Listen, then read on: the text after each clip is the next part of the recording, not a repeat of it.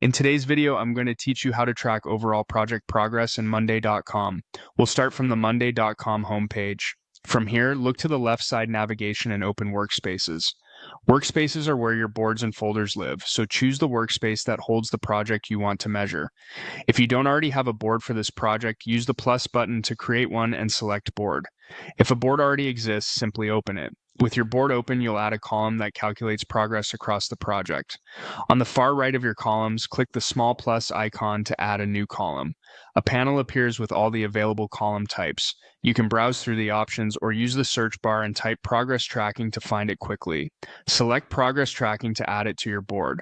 The progress tracking column automatically rolls up completion based on your status columns, showing a clean percentage for each item. If your items already use status labels like working on it, stuck, and done, you'll immediately see the percentage reflect how many connected sub-steps are complete.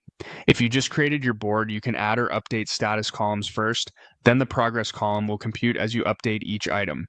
You can drag the new column left or right to position it where you want, and rename it to something meaningful like overall progress.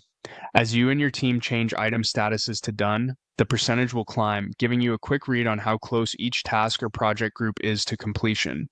If percentages don't look right at first, make sure your items actually use status columns and that done is selected for the states that indicate completion. For reporting clarity, keep column values current and consistent across the board. If you work in groups, glance at the group footer to see averages and quickly spot areas that are behind. You can also collapse groups to focus on critical sections while the progress percentage continues to summarize at a glance.